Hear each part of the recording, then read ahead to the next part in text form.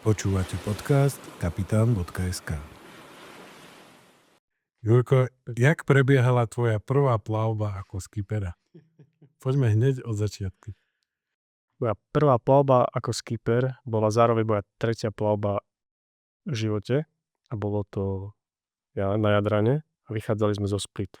A bola to výživná plavba a na palube som nemal nikoho, kto bol na lodi viac ako jedenkrát. To znamená, že skúsená posádka, mohli sme sa o seba ako oprieť, hlavne znalosťami. Jak to prebiehalo? Prebiehalo to tak, že každý, kto ma pozná, vie, že ja som veľký nervák a nervózny človek. Tak potom ťa nepoznám. Srandujem. Prebiehalo to tak, že som bol dosť nervózny deň predtým. Deň predtým som bol dosť nervózny a pripravoval som sa na to, čo bude.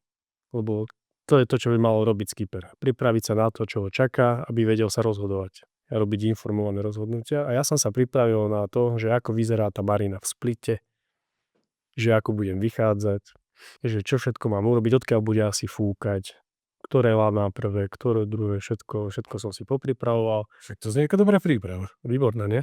No jasné, tak to by to malo byť. Ráno som vstal o 4:00, išiel som sa prejsť po tej marine, či sa tam niečo nezmenilo. Ako či neprestávali mohl Áno, alebo niečo áno. také. Dobre. A hovoril som si, idem doľava, doprava som vonku. Výborne. Prešiel som si to všetko pešo, krásne, všetko, jachtičky.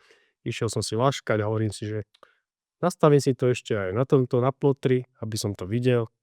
Tak som si to ešte naťukal na plotri. Krásne nazumované len na tú marinku. Všetko som pripravený, OK, idem spinkať, o 4 hodinky pôjdeme. Bum, o 4 hodinky sa chystáme, že ideme a prišli mi ešte z čátrovky vymeniť prístroj, inštrumenty, lebo jeden nefungoval. A hovorili mi, že ho nepotrebujem. Hovorím si, že ale ho chcem. Tak mi ho prišli vymeniť. Ten inštrument, a to nebol ploter, to bol inštrument, kde ukazuje rýchlosti vetra, smer vetra. Tak mi to vymenili. Keď všetko ukončili, hovorím, dobre, odchádzame.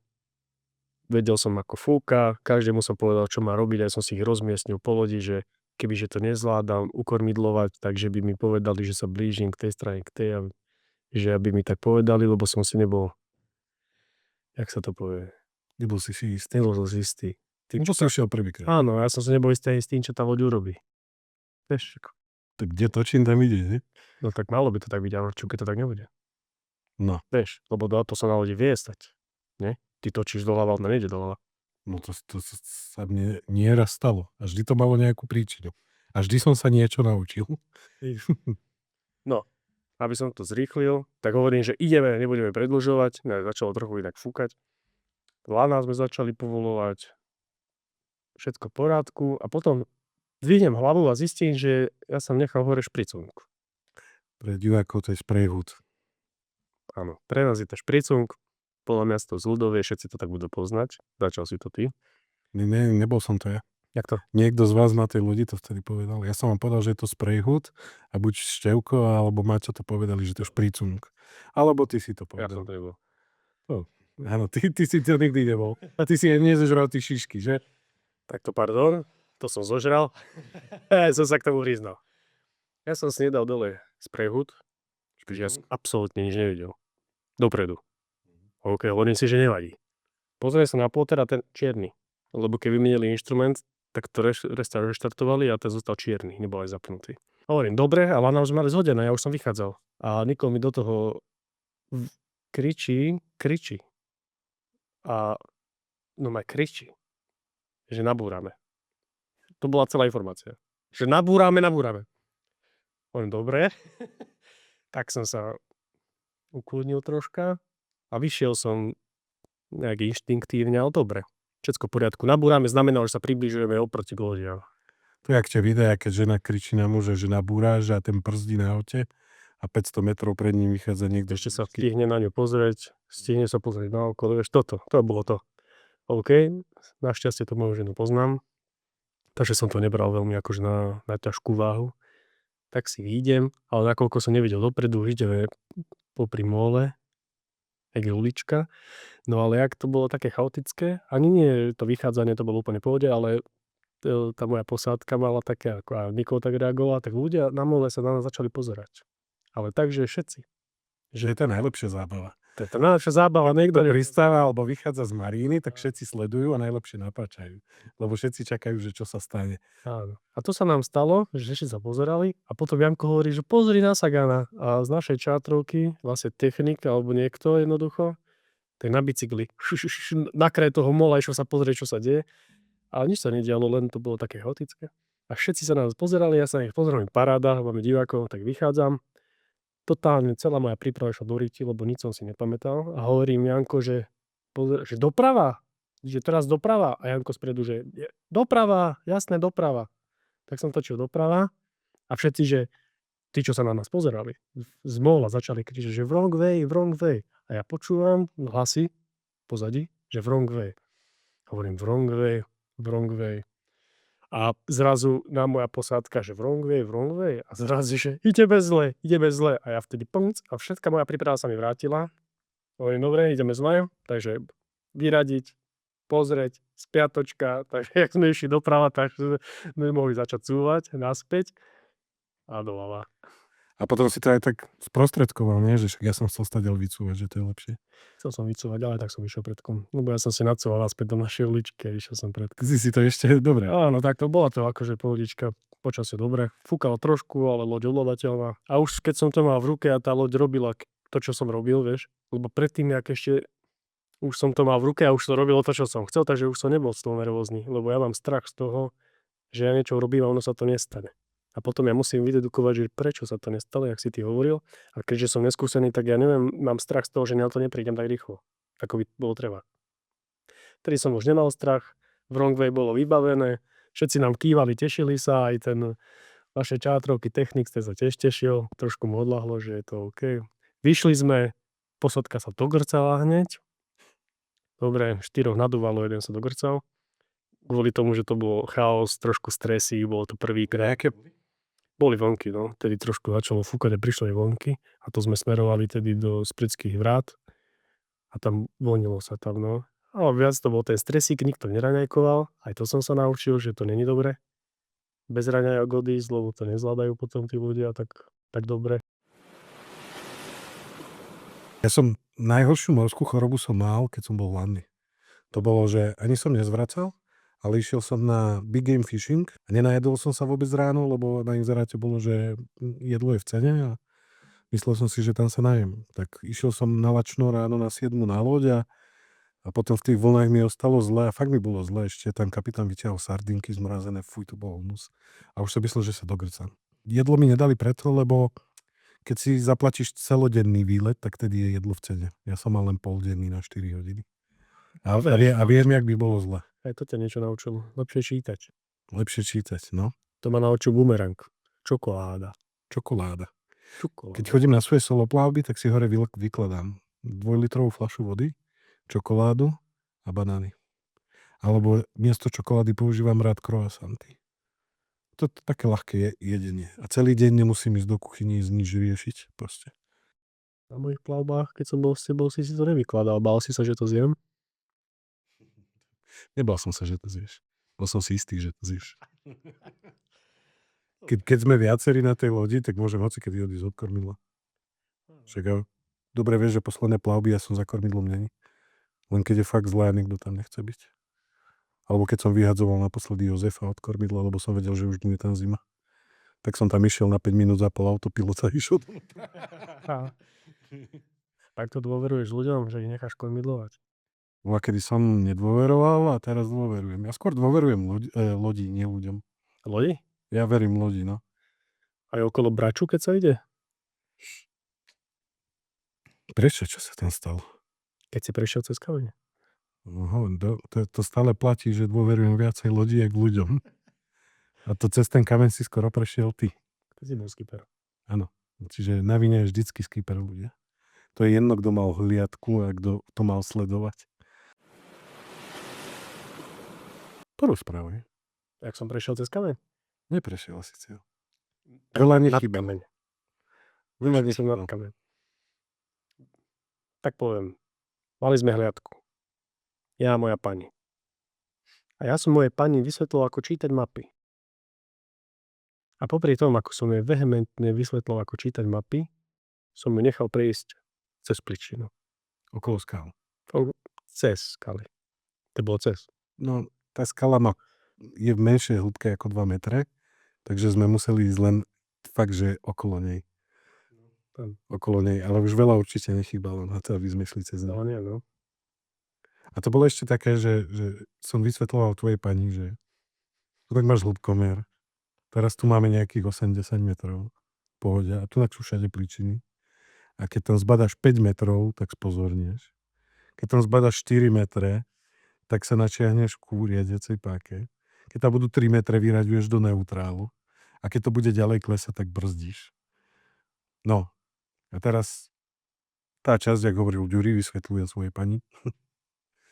Tu na mape a odrazu Nika hovorí, že máme tu 4 metre. 3 metre. A ja pozerám, čo stojíš, čo nič nerobíš? A už som skákal ako páke a už som brzdil. Že proste. A prešli sme to takže 2,5 metra. Myslím, že ponož sme mali nejak 2,1. 2,1.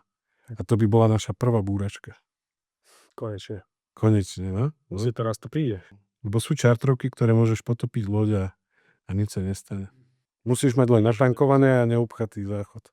Kovili to zariadi. Coverali to záchod. Coverali. Kovili. Nejaká služba na COVID, nie? Keď sme Ty si naraz hovoril, že jeden celý týždeň ti fúkalo 6 uzlov. Jak to nemôžu vysvetliť, že bol to jeden celý deň a predpoveď bola, že 6 uzlov.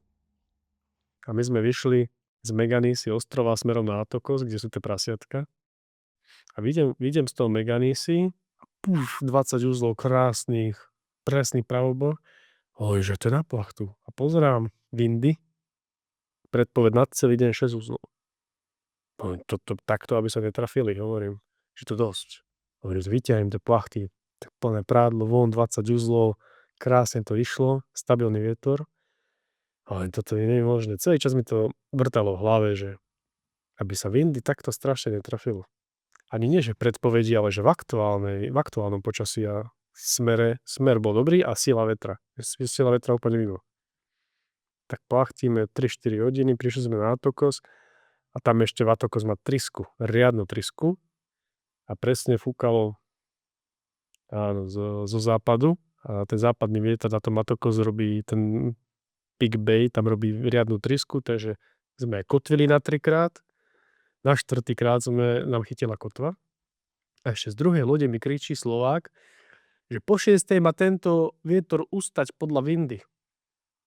A ja rozmýšľam, pozriem ešte raz windy a tam od rána do večera do 6. 6 uzlov stále. Hovorím, jak má ustať tento vietor, keď tam to není ten vietor. Ani v nárazoch, ja pozerám náraz. Nemal byť. Ten tam aj nemá byť. Jak on podľa windy vidí, že to ustane, keď to tam ani nevidím. Mal iný model? Mal iný model, pozriem všetky modely, 5 až 6 uzlov, maximum, vieš. No je to nemožné, tak sme zakoculi na 4 krát, všetko v porádku. Sedím v kokpite, stále riešim, že čo toto mi fúka tu do tváre. Čo toto mi tu stále fúka do tváre a čo mi on hovorí, že o 6. to ustane. Pozerám sa na to celý čas a nešlo mi to do hlavy. Potom som si tak pozrel, tak bližšie sa na to pozrel, keďže sme boli zakotvení. No a ja som mal Belforty nastavené, no. Ja, 6 uzlov a 6 Belfortov, to je...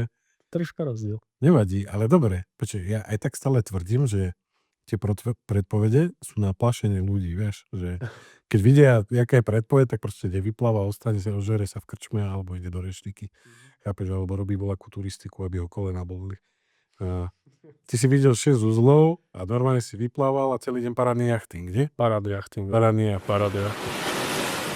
Ešte mám príbeh, ak sa mi dingy stratil skoro. S deckom a s 2 dievčanami.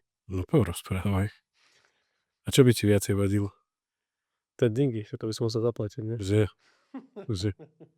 No takto. Dingy sa vzdialoval a pýtam sa matky toho dieťaťa, že bude to problém, že nie. Že mám jedno, nie? Ešte treba. Dokonca. Decko porádku. Ale to sa tak, to je sestra, vždy som sa jej pýtal, že straty sú povolené? Ona, že áno, že 30% do porádku. Problém je, že z 3 je jedno decko 33%. Ale to sú len technikálie. Takže sa ti musí vrátiť ešte nejaký prst alebo čo? Alebo ruka. Dlaň, no. Ešte sa mi... No a čo sa stalo vtedy? No. Na 4. krát sme zakotvili v ten deň, kedy malo fúkať 6 úzlov a fúkalo 25. Ten istý deň. Zakotvili sme na 4. krát, už sme boli zakotvení, stále fúkalo. Fúkalo od zátoky von. A dievčatá sa rozhodli, že idú na pláž. Na dingy. Same dve. A zoberú 10-ročné dieťa. Všetko v porádku. Dieťa si dávalo vestu, všetko v porádku. Ukázal som im, ako funguje motor. Naštartoval som ho. Ukázal som, ako to funguje. Všetko v porádku. Držal som ich na lane a vravím, že môžem vás pustiť. Že môžeš. Tak som im hodil lano do člnka, troška som ich odkopol. Motor zhasol. Tú sekundu. Tak hovorím, Nikol, že naštartuj si motor. A nič, žiadna odozva. Hovorím, dobre. Som kľudný človek. Hovorím, Nikol, naštartuj si motor. Žiadna odozva. Hovorím, Nikol, naštartuj si motor. A Nikol, že snáď zaviažem detskú vestu. Hovorím, že aha, že dobre. Hovorím, že OK, hovorím. Tak sa pozerám, ako jedna žena sa pozerá na druhú ženu, ako viaže detskú vestu. Hovorím, že naštartujte si ten motor. Ženy, OK, že je vesta zaviazaná, takže ide naštartovať ten motor. To sa nepodarilo. Na jedenkrát, na druhýkrát. Hovorím, vesla, že ešte ma počuli. Alebo dosť rýchlo odchádza, lebo ten vietor, tých 6 uzlov, tak fúkalo stále. No, to ti vie odfúknúť. Takže dingy už bol dosť ďaleko. Čiže keď už som hovoril, už som musel kričať, už som si musel dať ruky, ale museli ma počuť, lebo ja som počul, čo oni hovoria. Hovorím, máte veslá? Vesla nič. Vyderte tie veslá? Vesla nič. A za nami bola ešte 2 lode a na jednej lodi bola posádka, na tej ďalšej už nebola. Hovorím, chyťte sa tej lode. Nič. Žena z tej lode, že či nám pomôže. A ja idem povedať, že áno a Nikol hovorí, že netreba.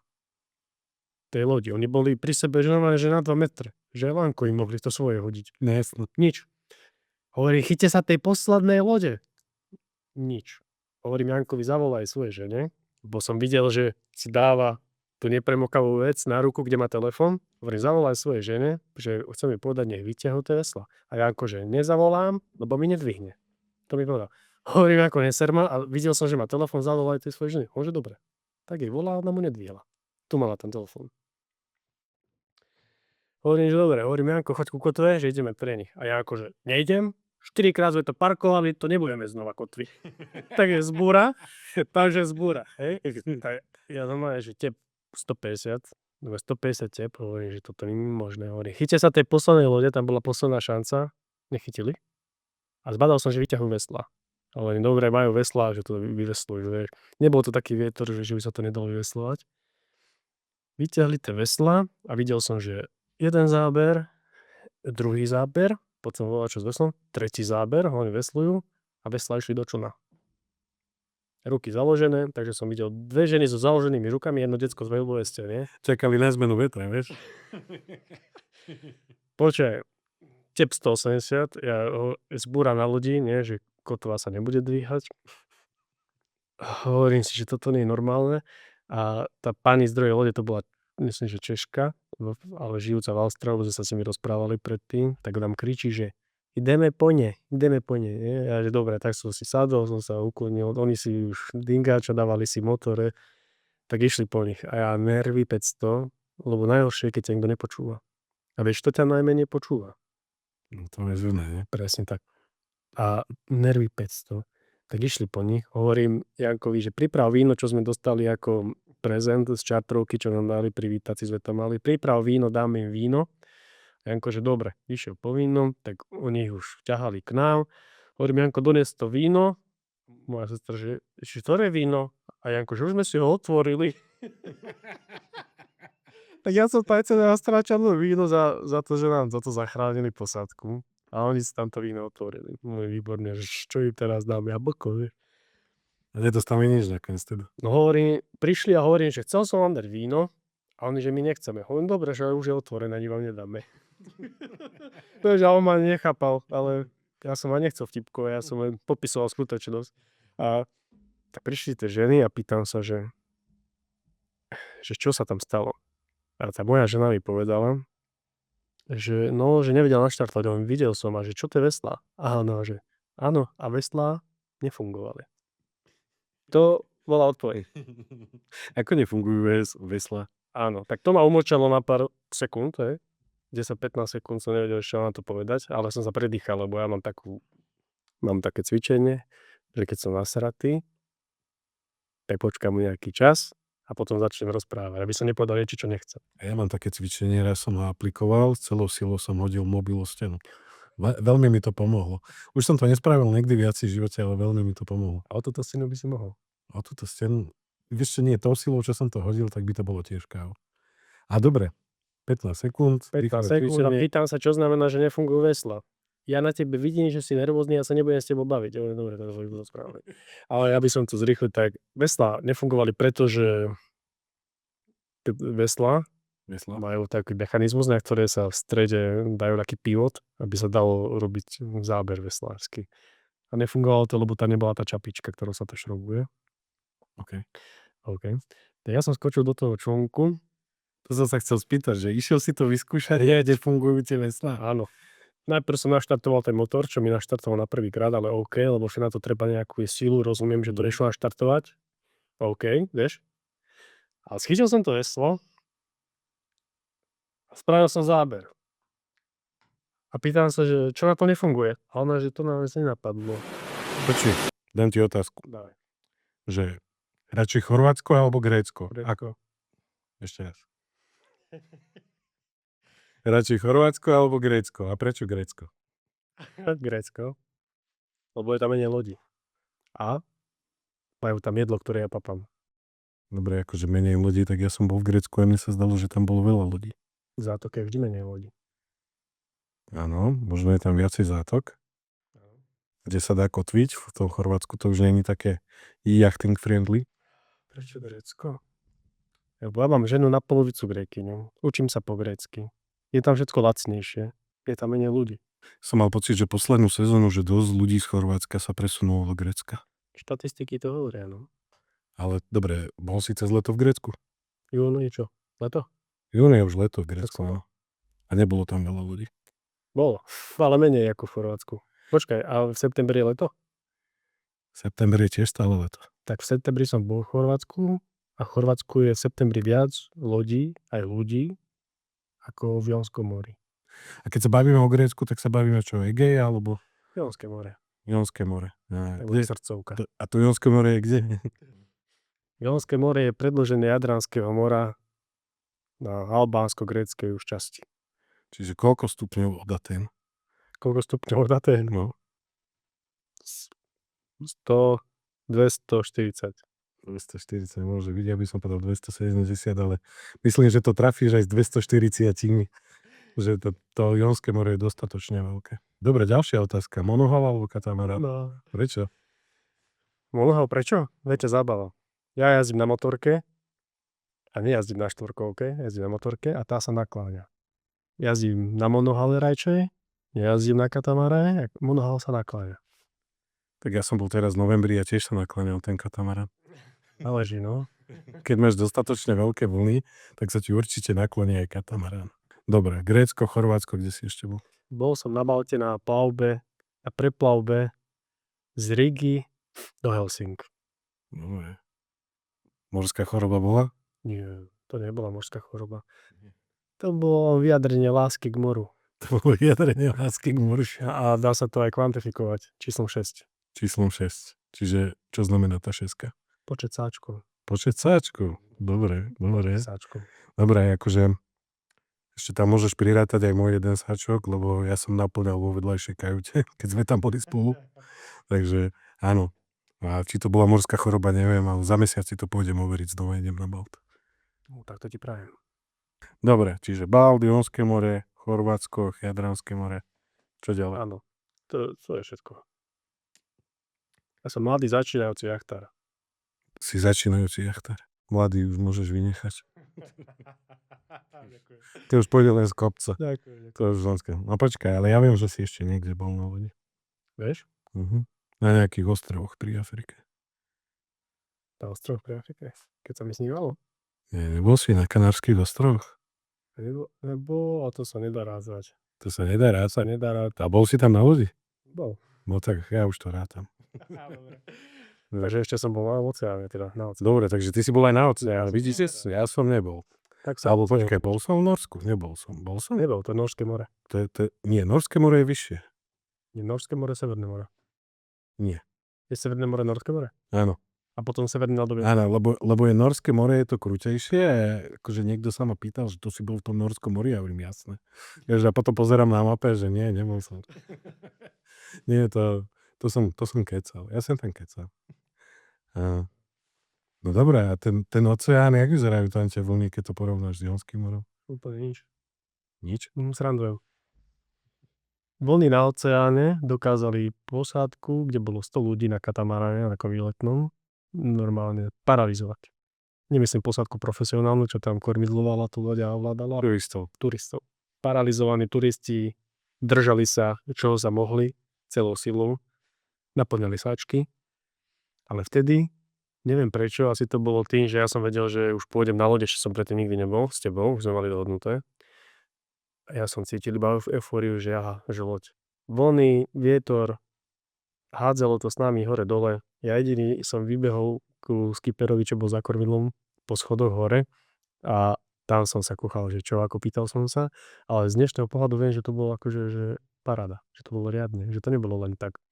Dobre, zažil si niečo podobné aj na tom Jadrane, alebo Jonskom? Ja vždy, keď prídem na Jadran alebo na Jonské more, tak je takéto rovné ako tento stôl. Dneska som to vravel, v posádke, čo budem s nimi v júni. A jeden je ešte akože nepoboskaný morom. Tak sa pýtal a hovorím, vždy, keď ja vidím na more, tak vyzerá takto. Aj keď sme sa pozerali, v Chorvátsku boli pijavice, boli tornáda a týždeň na to sme mali ísť na vodu, tak nič moc to nebolo. Zase rovné. Jeden deň fúkalo, to sme teda nevyplávali, ale zase rovné more. Nič moc. Počkaj, ale ja som s tebou išiel z Rogoznici na Žírie, to rovno more nebolo. A to bolo tiež pohoda. Ty si bol na zlej strane lode. Pre Žíriu je všetko pohoda. Musíte ísť najprv na Kanáre, tam sa odviezť na nejakom tom katamaráne turistickom a potom bude všetko pohoda. A to, aby sme sa k tomu vrátili. Tam bol problém len ten, na tom oceáne, tom katamaráne, no problém. Problém bol to, že tam je presne známe miesto, kde fúka vlní sa. Na úplnom severnom cípe Lanzarote je ostrov ešte jeden, La Gomera sa to tuším volá. A tam je taká tryska medzi tými ostrovmi. No a to, keď prejdeš, tak je absolútne kľud. Čiže to bolo len dočasné, to bolo 10-15 minút. A ľudia sa stihli pogrcať. Všetci. Fajn, no to je tak, to má byť. Dobre, a to bol katamarán? To bol katamarán. A nakláňal sa? Nenakláňal sa. Nenakláňal sa. Iba sa humpalo. Iba sa humpalo, no dobre. Keď sme boli v oktobri, tak sa tam tiež humpalo katamarán. A podobne, či to? On bol mnoho väčší. Podobne, bol mnoho väčší. Podobne. Takže si to zažil aj v Chorvátsku. Ale to bola len chvíľka tiež. Zažil som to aj vtedy. Áno, aj vtedy niekto grcal. Nebudeme ho menovať. Že Roman. Čau, Roman. Není to hamba, však doteraz sme rozprávali, jak my sme grcali. Sáčky sú sáčky. Áno, ešte na konci januára, alebo teda 1. februára, keď budem na tom Balte, tak ja vám zase porozprávam, jak som grcal. To je úplne top téma, teda hneď po záchodu. Dobre, vráťme sa k tomu Jonskému moru. Čo tam je ešte, aký rozdiel akože medzi Jadranom a Jonským? Na Jadrane, v Chorvátsku, ma nikdy nezobudili kozy. To záleží, koho máš kajúte zase, nie? To je pravda, ale teraz som myslel skutočné kozy. No. Taký tiež hovorí po internete. Také, čo skáču po kameňoch a po horách. No aj grécke kozy ma zobudili kopítkami, klepotali. Ja som spal v kokpite vonku.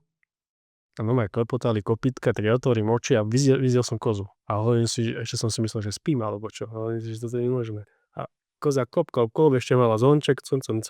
A za ňou ďalších 10 napríklad. Ja toto ťa zobudí a jak si na začiatku spomínal, tak máš tam rád tú kuchyňu, tak ty si to potom večer na večeri užívaš. Lampčok. Že ty si ma ráno zobudila a teraz mňam. Áno.